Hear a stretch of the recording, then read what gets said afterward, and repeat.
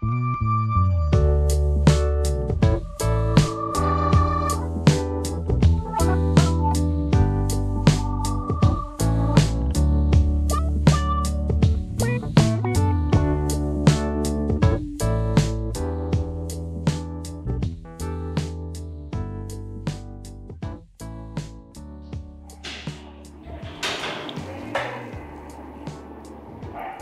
morning mga katatay, Tatay Mike here, another episode ng Tatay Small Talks.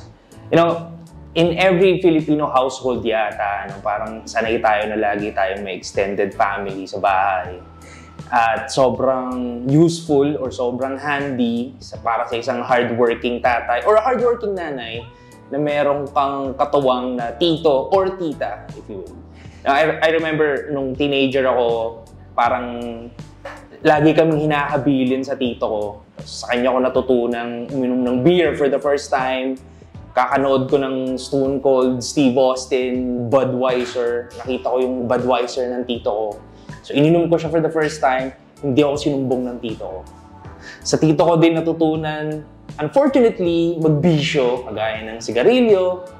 Nakakuha rin ako ng iba't ibang payo tungkol sa love life, parenting sa tito rin. Pati pormahang pang tito, na-adapt ko rin.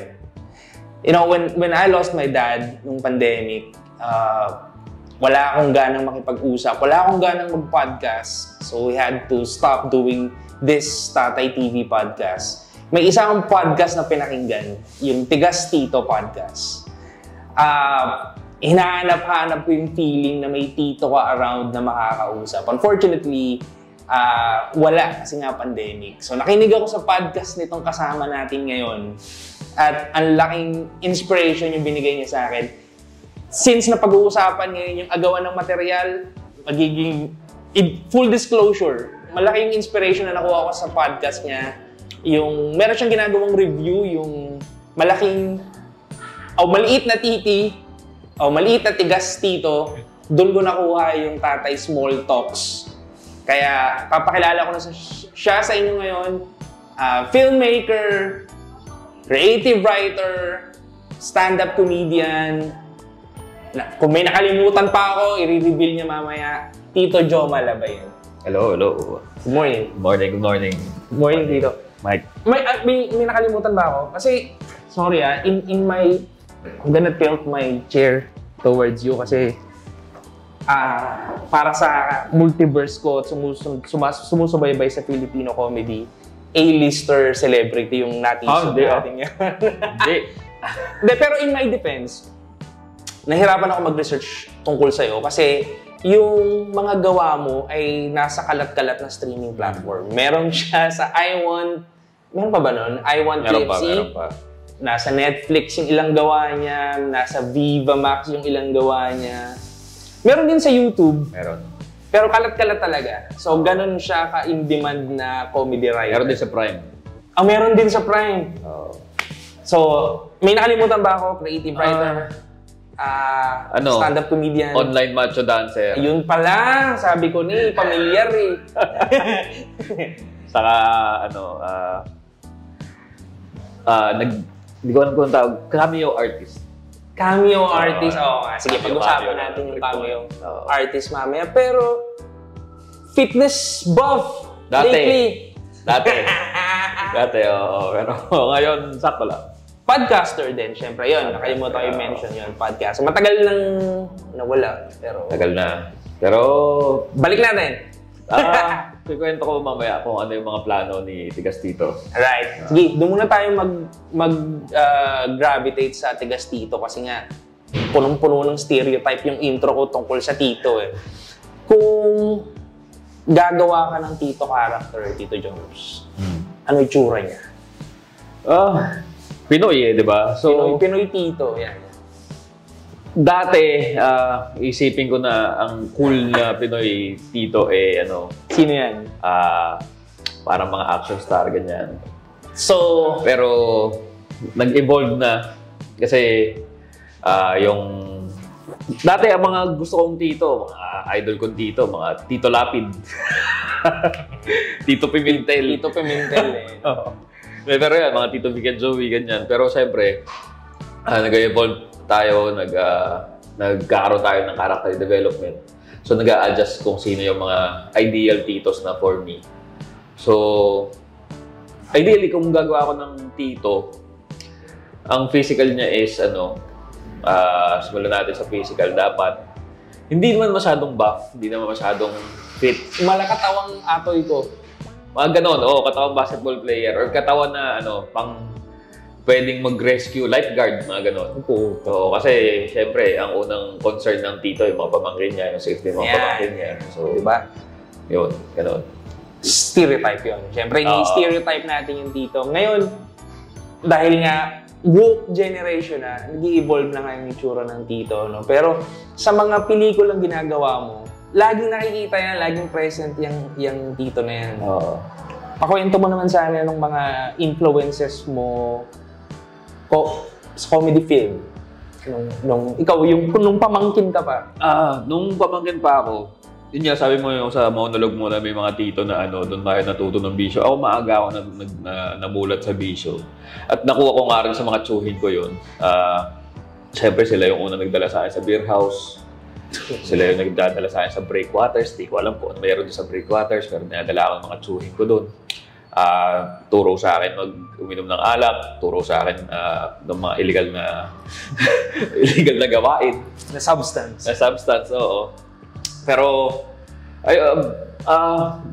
lumaki kasi ako ng na panganay ako sa magkakapatid, tapos yung family namin sobrang close. So, pati mga pinsan na airmat ko, yung mga naging tito ko, halos konti lang yung age difference namin. Tapos kahit kapag nagbabakasyon ako sa Bicol, yung mga tropa doon, mga manong parang mapapasama ka talaga doon sa ganun kung kunyari bata ka pa lang, tapos syempre feeling mo matanda ka na pag bata ka di ba? So, tsaka yung sense of humor mo, sense of humor nila makukuha. Oo, yun din. Kasi lahat ng mga parang napaligiran ako ng mga tao na nakakatawa for me. So parang inadapt ko lang yung mga characters ng mga kilala kong tao, tapos yun, sinusulat. Pero sa movies, anong mga genre na naging influences mo? Not necessarily comedy. Comedy lang talaga pinapanood ko. Comedy talaga? Oo. So, inabot, sabihin na nating 80s comedy? May konti. May mga inabot pa akong 80s comedy pagka-replay sa Channel 9 o replay sa Cinema 1. Teka, Channel 13. Yan. Channel 9. Umabot pa yung generation ko sa yung reruns ng John and Marcia sa Channel 9. Tapos yung Bistek, si Herbert sa Channel 13. Umabot pa ako sa Palibhasa Lalaki, ganyan. So, Joms, meron ako naaalalang comedy series sa Channel 13, yung Manok ni San Pedro. Yun, gusto ko yun. Gusto ko yun. Si Lito Pimentel. Yes. Gusto ko yung show na yun. Kasi si Teban, yun yung pangalan. Si Teban. Kasi yung conflict niya, nagsasalita yung manok. Kasunod siya ng sweepstakes kasunod siya nung sweepstakes. Kasi naka-anchor din siya sa lock. Ang anchor niya hindi pa uso yung Pilipinas yung nagpauso nung namatay tapos nabuhay ulit. Yun mismo San Pedro Tapos kailangan niyang gumawa ng mga maayos na bagay para makarating sa langit. Mga deeds. Diba? Mga deeds. Parang My Name is Earl. Yan. Actually, My Name is Earl, Manok ni San Pedro, pinagaya. Diba? So, naalala ko yung series na yun. Pag napapanood ko yung ilang pelikula mo, kasi nga, this is so 80s comedy pag nakikita ko siya. Pero sa panahon ng wokeness, nung sa isang episode namin na interview ko si GB Labrador, kasama mo sa Comedy Manila, yung tinanong ko sa kanya yung challenges ng pagsusulat sa panahon ng wokeness. Malaking adjustment ba ginawa mo? Ever since kasi wala akong pake. Parang, for me, I took it as a challenge na na parang, sige, mahirap magpatawa kasi marami ng bawal. Marami namang hindi bawal na nakakatawa. Diba? So, ang ginawa ko, ni-reverse ko, yung audience ko, ang challenge ko na parang, sige nga, tingnan nga natin kung ma-open kayo dito.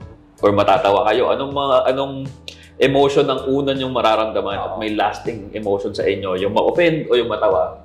So, sa kanila yun. Pero definitely, inalis mo yung mga stereotypes or nag-double down ka sa stereotype?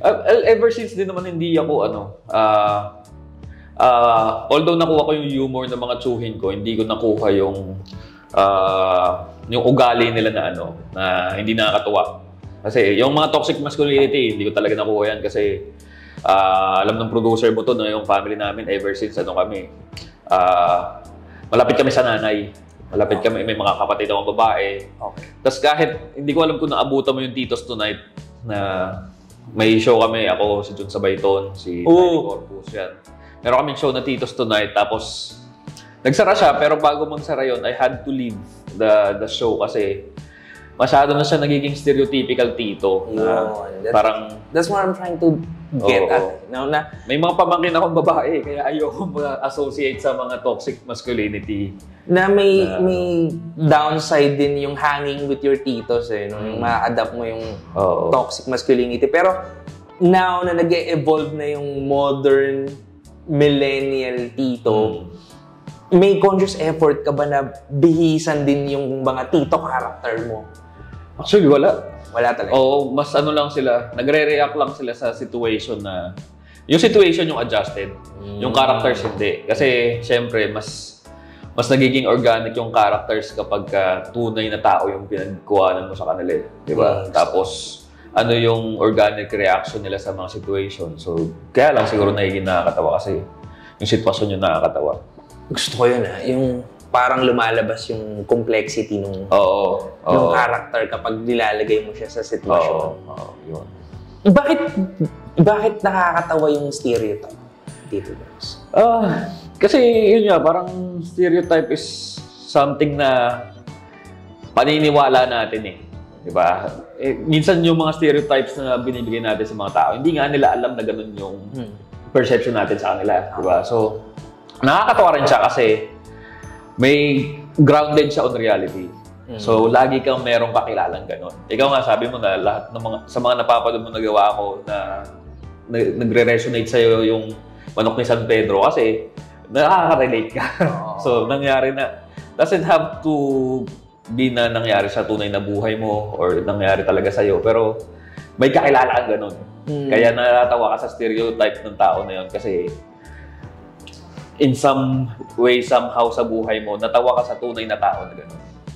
And present siya or nag-i-exist siya sa mga gawa mo, sa mga sinulat mo. Hindi ka nag-adjust dahil woke na yung generation. Hindi mo siya... Sila mag-adjust sa akin. Diba, Hindi naman sila nagbabayad sa akin. Mag-adjust sa kanila. Pero slowly, may changes. Kagaya nung pagkatulong ang pangalan, Matic Inday yan Ako naman, ayoko ng kasi. I'd like to believe na ako ay isang iconoclast. So, ayokong sumasabay sa uso. Ano yan dito, John? Parang dun yung root word na icon. So, icon ka, may mga stars, may mga sikat, may mga celebrity. Tapos may iconoclast na mayroon kang sariling mundo. Tapos yung sariling mundo na yun, ino-own mo. So, parang yun yung belief ko sa sarili ko. So, ayoko ng common. So, di ba, Matic, pagkakatulong o kasambahay, ang pangalan niya, Inday. Ako, nag-iisip ako ng pangalan na usually, hindi ko alam kung napapansin mo, mas nag-iisip ako ng mga pangalan na puns. Oo. So, ito nakuha ko rin sa mga, sa mga past work ko, sa mga past mentors ko na, like, I'm sure familiar ka kay Aya Medel. Aya Medel. So, may mga yaya na pangalan Yaya Medel. Yaya Medel, okay. Gano'n. So, may mga puns talaga. Balikan mo yung mga influences mo, yung sinabi mo mga mentor. Sino sila? Patay na yung isa, yung pinakamagaling na mentor ko na parang kuya ko na si Sherwin Venida. Kamatay lang niya last year. Pero maliban sa kanya, si Sherwin kasi nagsulat pa siya for yung mga Cesar Montano comedy. Tama. Ganyan. Altantay. Pero yung iba ko pa mentor sila, Tito Vino, Divino Reyes, saka si Derek Udro Serapin, yun naman mga writers ni Dolce. So, yun yung mga influence ko sa comedy. And sa writing mismo, si Ricky Lee, as a Ricky Lee workshopper. Pero mas ano ko di ko talaga alam kung saan nagagaling yung influence ko kasi mas more on real people yung naging influence sa akin. Na, kaya rin siguro bago yung comedy in a sense kasi hindi nyo pa narinig na ginawa ni Dolphy o ni Tito Vic and Joey yung mga ginagawa at sinasabi ko sa pelikula kasi galing sa mga real life experiences yun. Yung character, same pero nagbabago yung premise nila. No?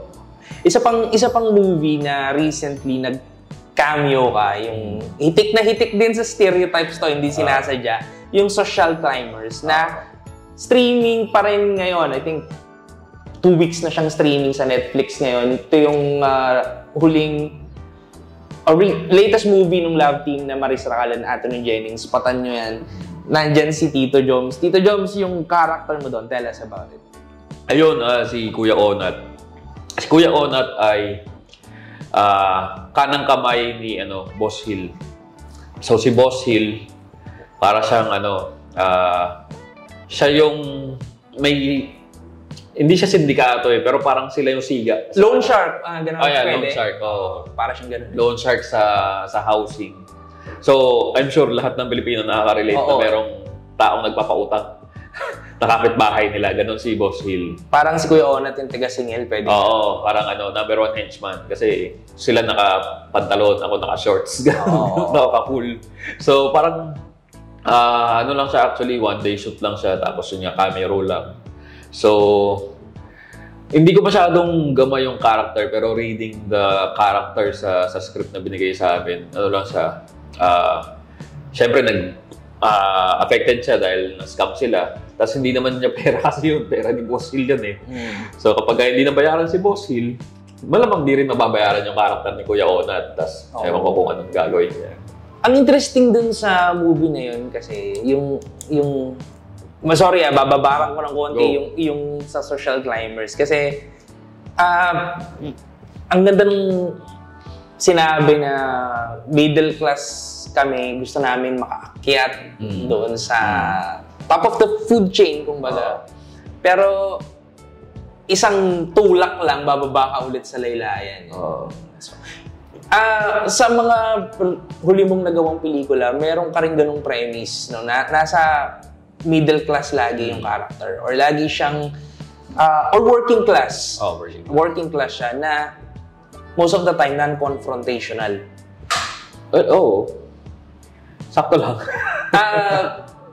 Ikaw ba yun sa totoong buhay? Non-confrontational ba si Tito Joms? In a way, pagka alam kong hindi ko kayang... Ayoko kasi ng nagsusunog ng tulay. So, kung kaya daanin sa diplomasya. Kung hindi, babawi na lang ako. Abangan mo yung ganti ka sa'yo. Pero yung thought process mo sa pagbuo ng character, sinasadya mo ba yun na working class siya? Hindi kasi nakakatawa yung mayaman Gusto kong punta. Hindi. Ano ba humor ng Alta? Well, ang humor ng Alta is something na ayoko sabihin pero hindi nila sinasadya nagiging derogatory. Kasi yung punto de vista nila sa mundo, iba sa punto de vista ng working class, di ba? So, mas nakakatawa yung mas maraming struggle. Di ba? Mas niro-root for mo yung mga mas maraming struggle. Kasi wala naman sila pupuntahan kundi up. Di ba? So, mas ako, di ko alam kung sino nagsabi sa akin na ito, pero ang sinabi niya na parang ako yung nagre-represent ng mga so-called losers in life sa mga kinikwento kong characters. Actually, pag nanonood ka ng movie na sinulat mo, may ganun siyang feeling Parang gusto niyang manalo yung character. Gusto mo ikaw, di ba, pagka pinapanood mo yung pelikula, kasi yun yung nagiging nagre-resonate sa'yo na parang paglabas mo ng sinihan or pagkatapos mo panoorin, yung tinatawag namin na restorative narrative na parang iniisip mo ikaw yung bida. Di ba? So, para makarelate ka, dapat yung character is someone you would root for. Pero, sabi mo, di mo siya sinasadya. Meron ka lang natural root for the working class. Ganun ba yun? Maraming material sa working class. Marami material. Oo. Kasi, di ba, anong bang struggle na mayaman? Wow. Wala kaming aircon ngayon. Wow! Wow! Pero babalikan ko yung social climbers. Meron din siyang mga ganong stereotypes sa mayamang gullible. Merong wise man pero mababa ang EQ. Yung mga ganong klaseng stereotypes. Necessary. Sa pagbuo ng character. Sa pagbuo ng character, actually, ang pinaka-gustong-gusto ko pagka gumagawa ako ng pelikula or any kwento, yung pagbuo ng character. Kasi kumukuha ka ng yung sabi mo nga kanina, kumukuha ka ng stereotype from different characters, from real people, tapos magbubuo ka ng Frankenstein mo na character. So, yun, talaga, mukha lang siyang hindi sinasadya, pero sinasadya yung... Oo, kasi, kunyari, alam kong pag ganito yung challenge, dapat kaya niyang sabayan yung challenge. Otherwise, hindi siya bida. I see. Okay. Kasi yung mga yung character sa Kusina Kings, ganun siya no? Meron siya yung opportunistang working class. Pero meron siyang mataas na moral. Meron siyang moral high ground. Tapos, ang laging kalaban ay matapobreng mayaman. Na nare-rehash sa iba't iba mo pang pelikula. Not necessarily mayaman ang kalaban lagi sa akin. More on ang iniisip ko lagi ang kalaban ay tunay na buhay. Kasi yung mga mayayaman na character sa mga sulat ko, nagiging kontrabida lang naman sila born out of necessity. So kunyari, yung character ni Ryan Bang sa Kusina Kings na mayaman siya kasi may empire siya ng mga cook, ng mga chef sa Korea. Pero ang gusto lang naman niya is maging number 1. Na chef, di ba? Ayaw niya, hindi siya makapahig na mayroong mas magaling sa kanya. So, ginawa yun ng sitwasyon. Ang kontrabida yung sitwasyon. Kasi sa tunay na buhay, wala naman talagang antagonistic character. Ang tunay na buhay, ang kalaban natin, yung mga circumstance na wala tayong magawa. That makes a lot of sense. Ganun din sa social climbers, no? Parang meron ding part doon na pag tinutulak ng circumstance ang isang middle class, nakakaisip siyang gumawa ng con. Ay, spatan niyo talaga yung pelikula na yan. Ang daming layers niyang pelikula actually, na yan. Sa social climbers, hindi nga middle class yung pinakakalaban I mean, hindi lang yung middle class yung gumagawa ng con, di ba? Kasi meron din yung pinaka-twist pala niya na ikaw pala yung... Totoo! Spatan niyo ang daming layer nung pelikula na yon na interesting. Pero syempre, nandun din yung love team talaga.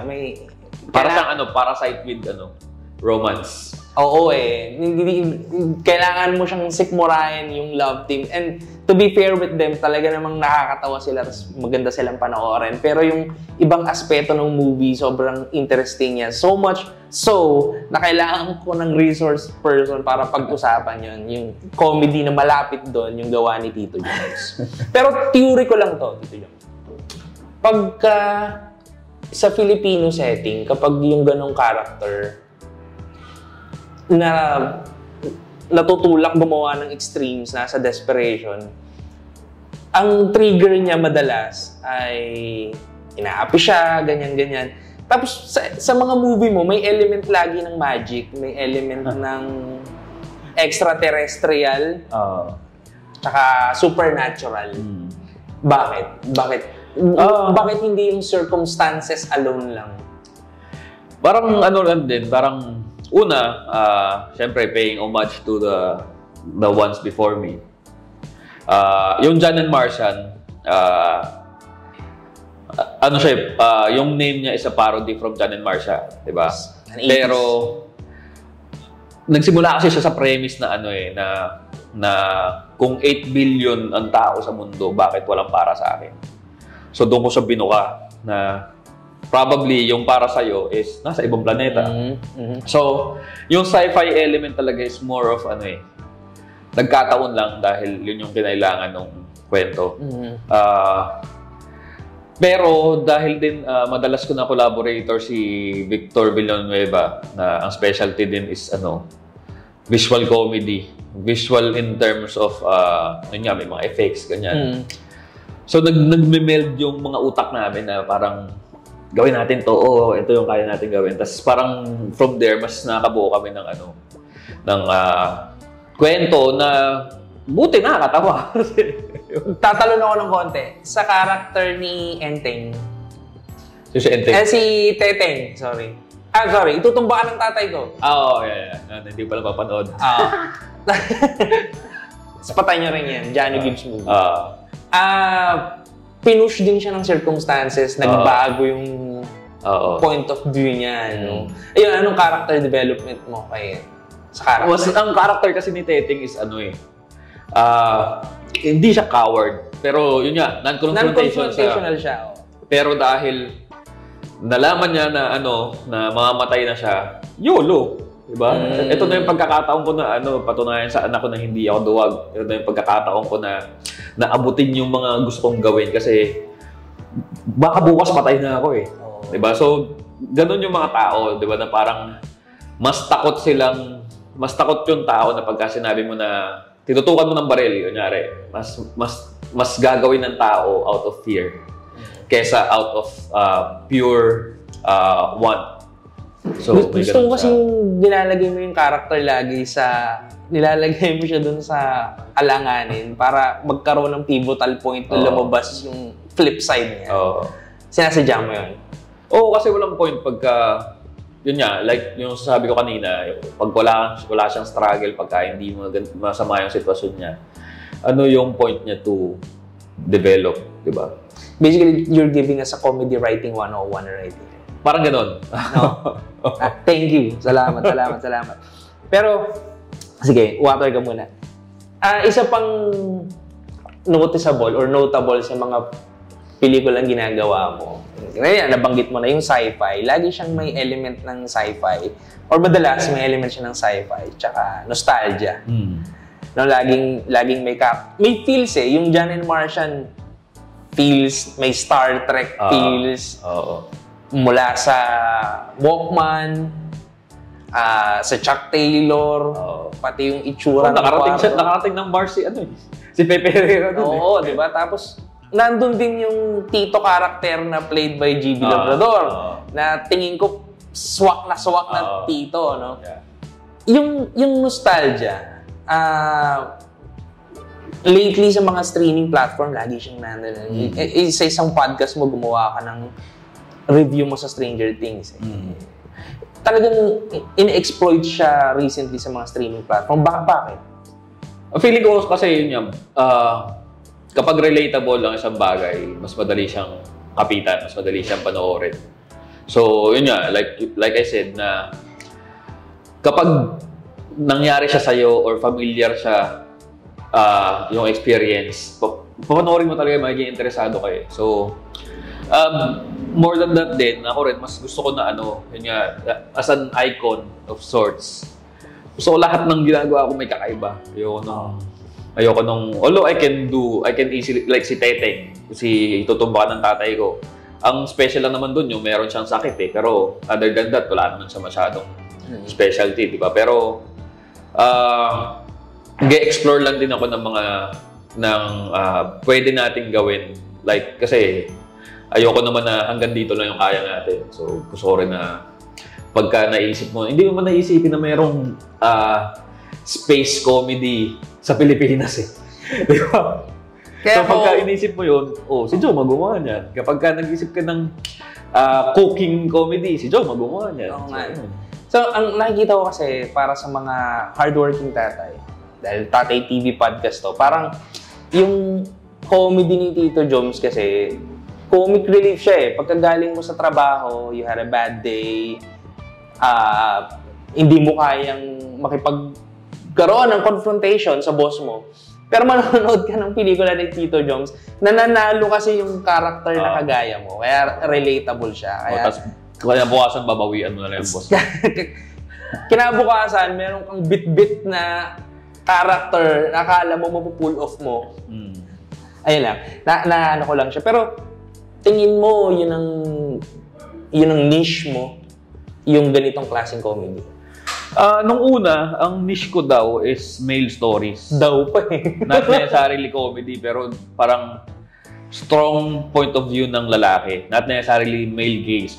Kasi male gaze, iba pa siya sa male POV eh. Yung male gaze, yun yung mas Viva Max. kung ano yung stereotypical na ginugusto ng lalaki. Pero yung male POV, yung lalaki yung bida. Tapos mas pinapakilala ko yung lalaki na hindi lang siya all toxic masculinity. So parang gano'n. Yun yung niche ko nung una. Balikan ko ng konti yung sa working class. Relatable siya sa'yo dahil ba nakakahalubilo mo sila sa work? Oo. Lalo sa film industry na konti lang naman yung mayayaman sa film industry. Nagkakataon lang na ayoko sabihin yung word na sikat, pero kilala kami. Kilala kami, pero hindi kami mayaman. So, ang feeling ng mga tao lagi sa pagka nagtatrabaho sa film industry is marami kang pera. Kaya rin, ako personally, hindi ko masakyan kasi natatawa naman ako. Hindi ko lang kayang gawin. Or hindi ko specialty yung aircon humor. Kasi hindi ko makarelate. Una, wala kaming aircon. Then, marami kaming aircon. Split type, inverter. Nakasolar na kami. Ganun kami kasi working class kami. Kailangan namin matipid. So, ayun. Yun nga, mahirap ikwento yung bagay na hindi mo gamay.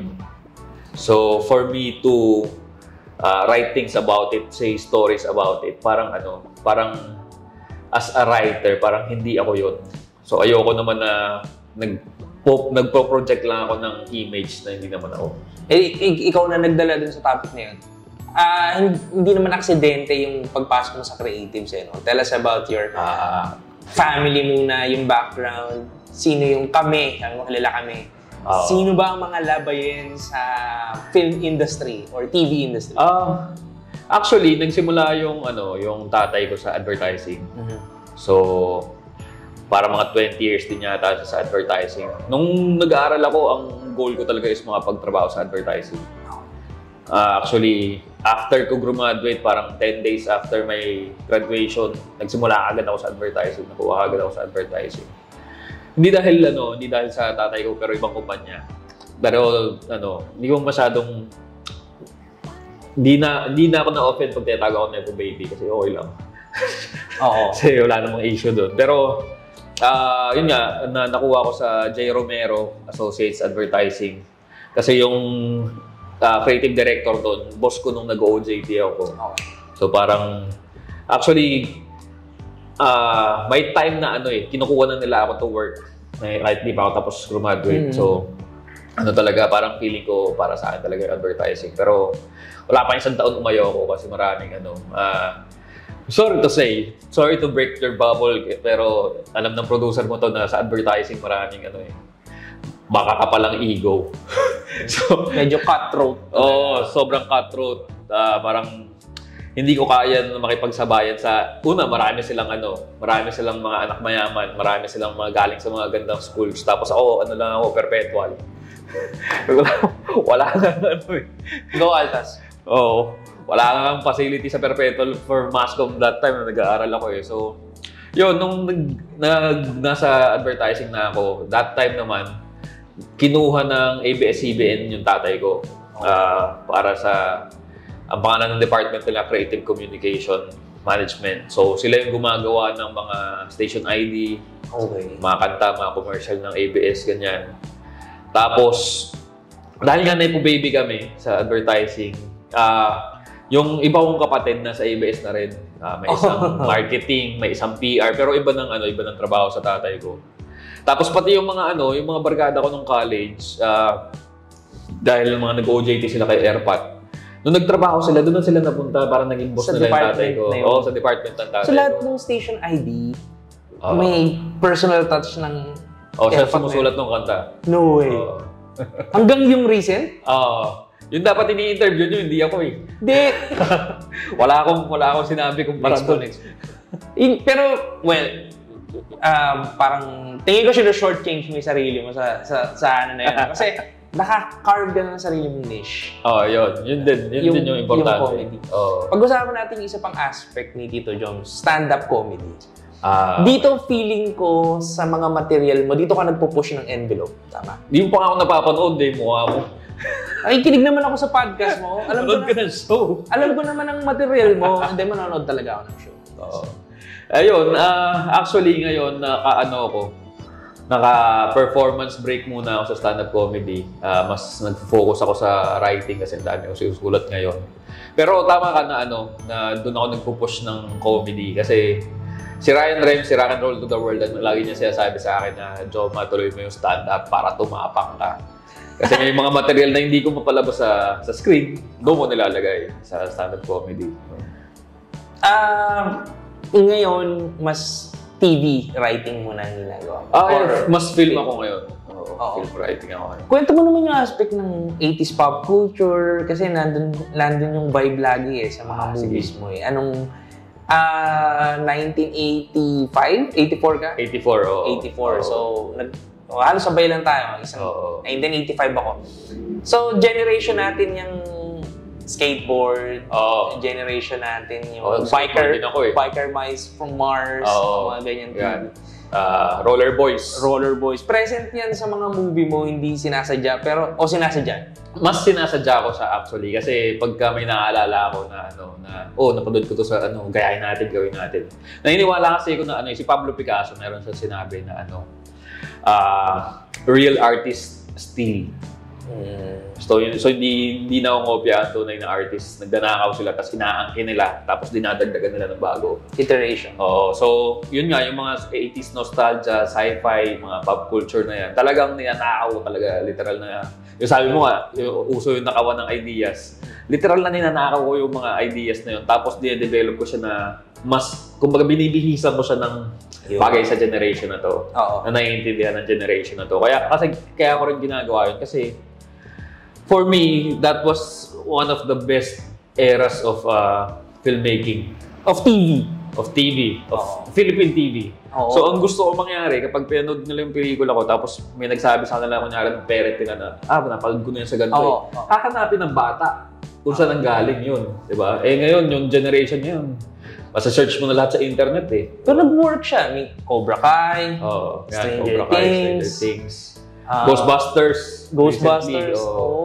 Tapos ang daming, ngayon may He-Man na rin, na pelikula. Yan, Transformers. So talagang Transformers, yes. Parang with everything, cycle lang naman yung mga cycle lang naman yung buhay. Pero pag sa Filipino comedy naman, pag binabalik mo siya, nandun yung mga humor ng Babalu, humor ng Redford White. Hinahanap din siya pag pinapanood mo yung movie mo. Kasi pag napanood ko na yan, ginawa na itong eksenang to ng ganyan. Sa Redford White ako Yung idol ko nung Body and Soul. Body and Soul. Gusto ko yan. Si Redford White talaga yung yung comedian na na pag tingnan mo hindi mo siya nakakatawa. Diba? Hindi niya siya komedyante. Mukha niya si Chuck Norris Pero pagka bumanat na, talaga matatawa ka. Yun. Anong pelikula yung local or international? Yung sana ako nakasulat yan.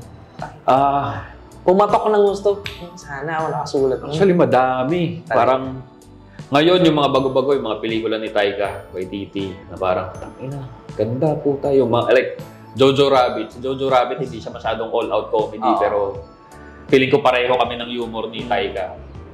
May mga, sa local? Sa local,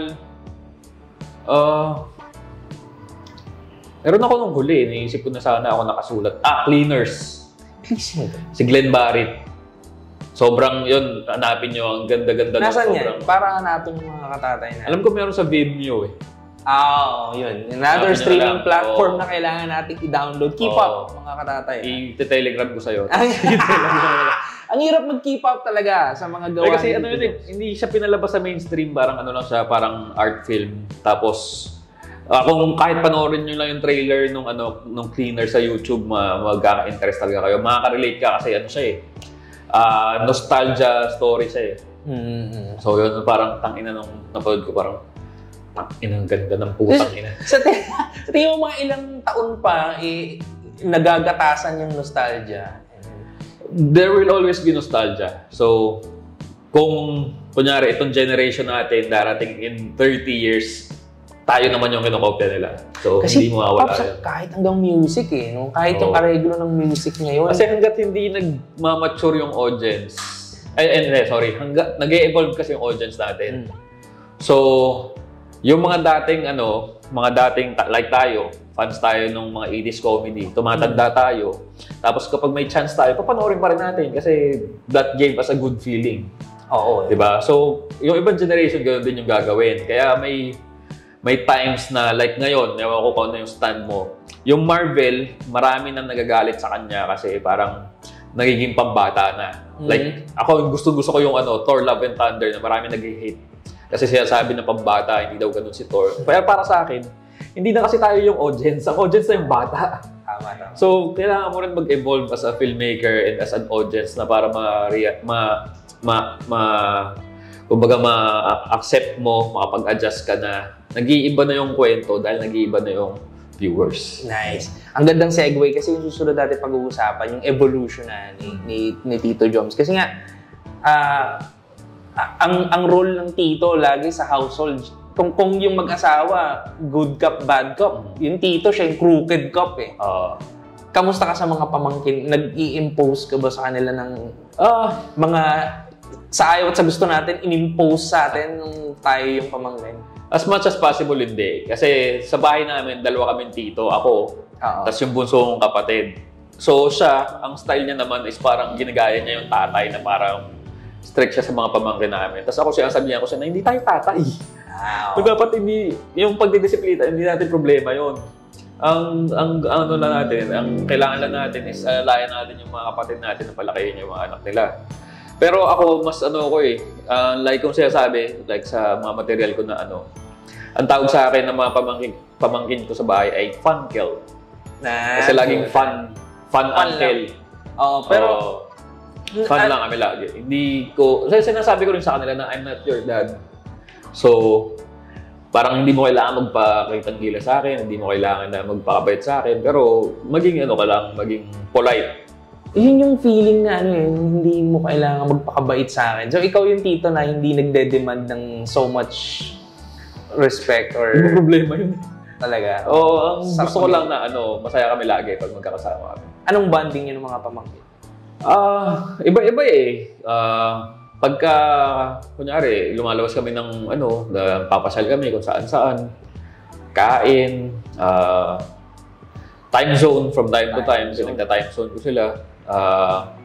Minsan nag-walking kami. Kung anong Naging rest ba ka na ba ng pamangkin mo na patrobol? Sa ngayon, hindi pa kasi mga bata pa yung mga pamangkin ko eh. Pa sila, parang yung pinakamatanda akong pamangkin is 12 years old. So, hindi pa. Saka parang, yung generation ngayon, hindi na rin sila violente. Yun nga yung sabihin ko eh. Isip ko parang, hindi.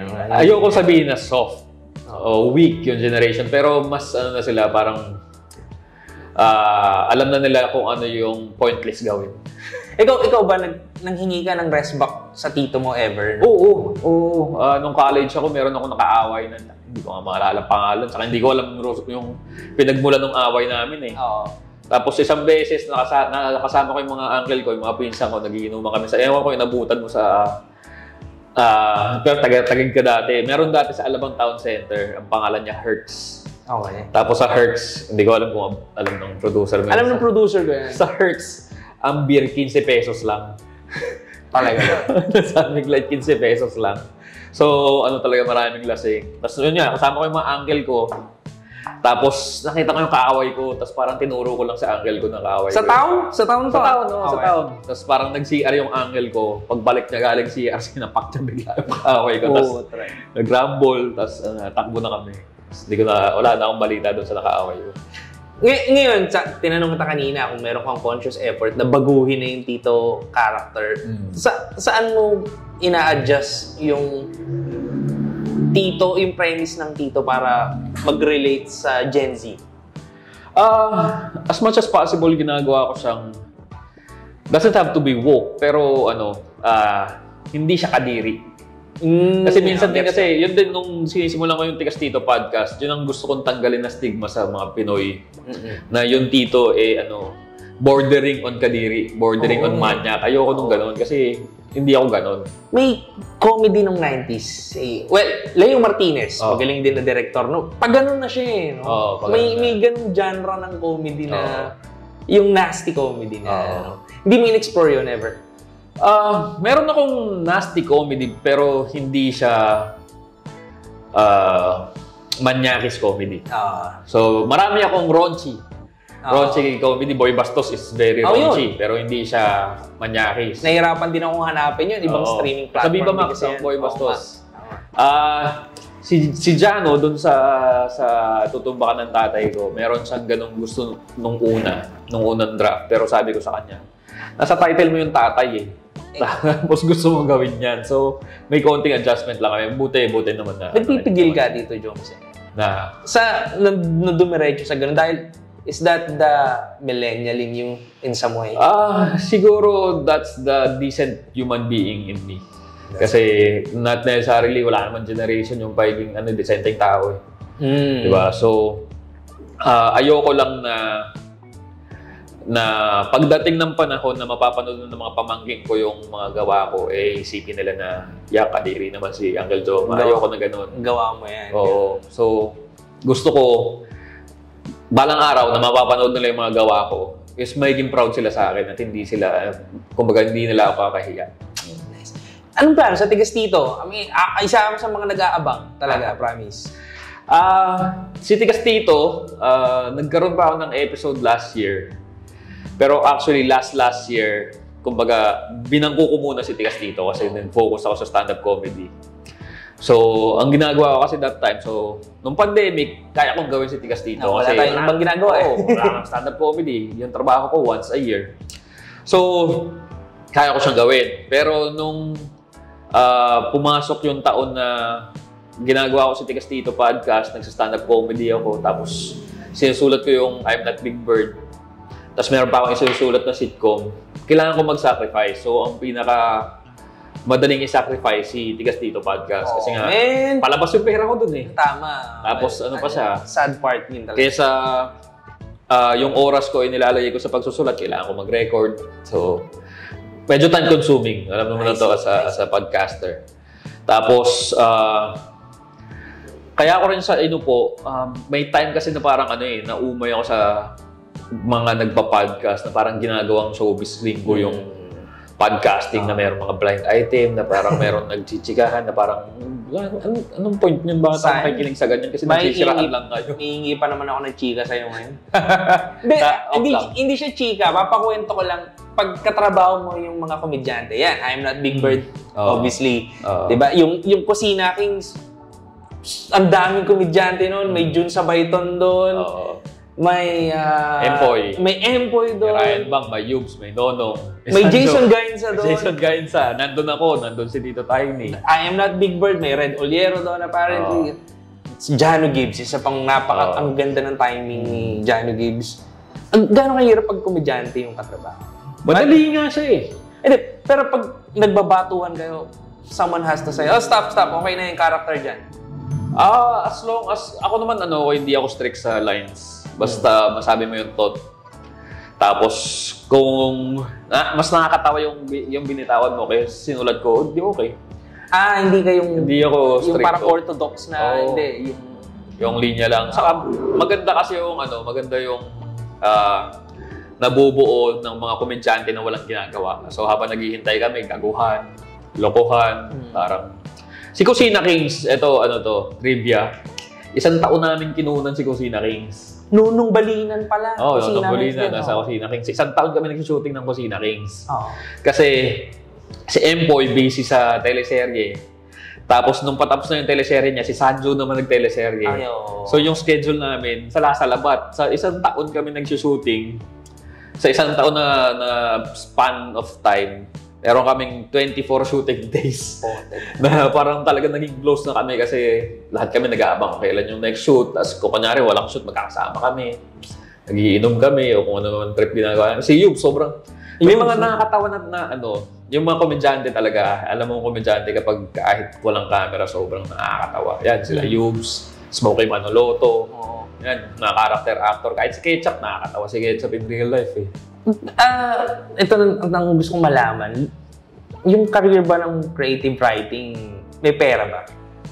Diretsahan natin ito, Jones. Kung marunong ka magbenta ng sarili mo, may pera ka. Hindi ka mauubusan ng trabaho.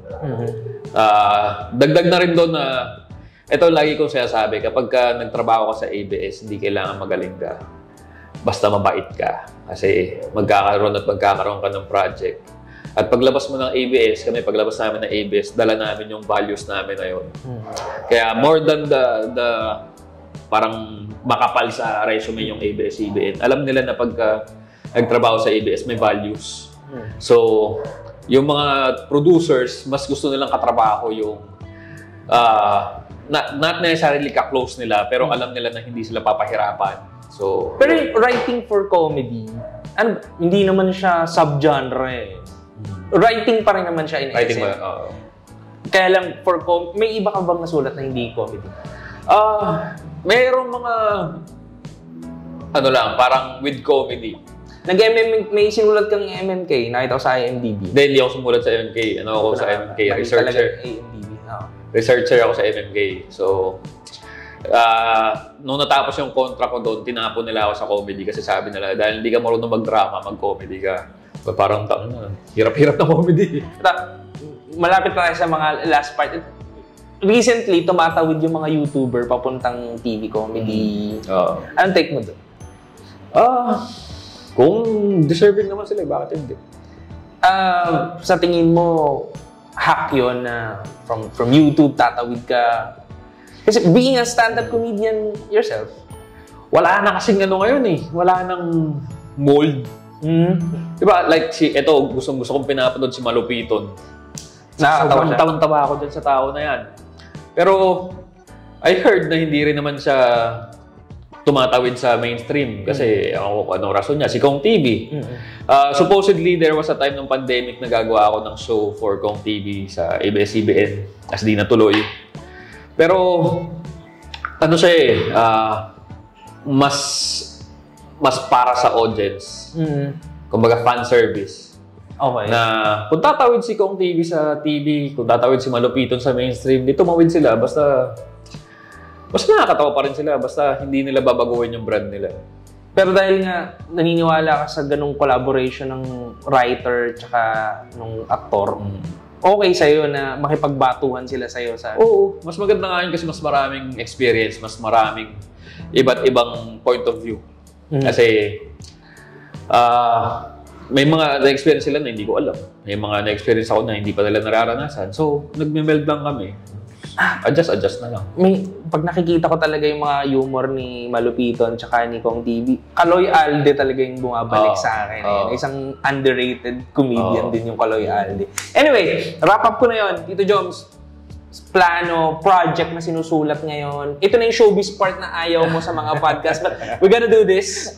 Okay? Kasi ito lang yung magagawa namin for you. Please, ano pang tinatrabaho mo ngayon? Right now, yun nga, hindi muna ako nagpe-perform for Comedy Manila pero nagpo-produce pa rin ako ng shows.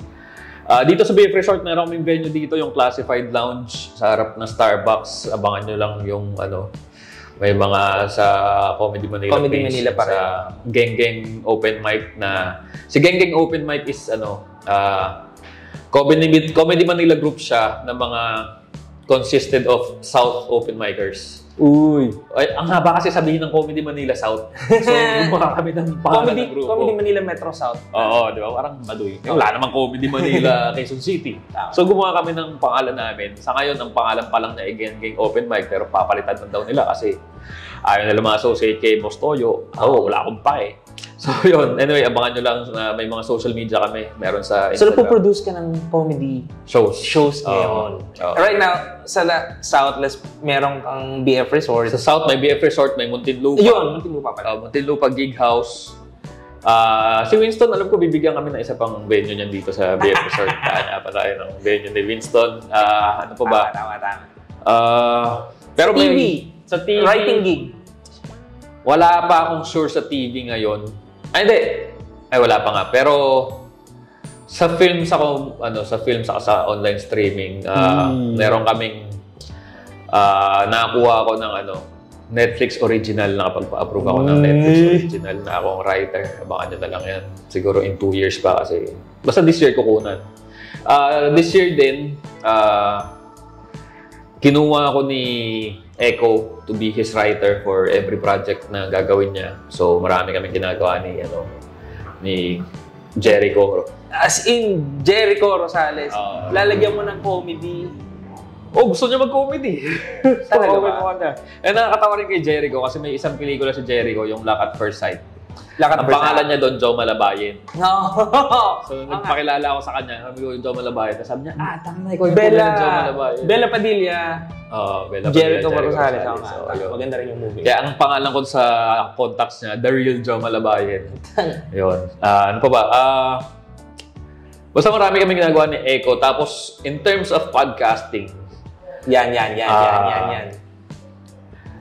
Sa ngayon, busy pa kami pareho ni Echo, pero napag-uusapan namin na pagko-combine namin si Tikas Tito Podcast at si Gabi na naman.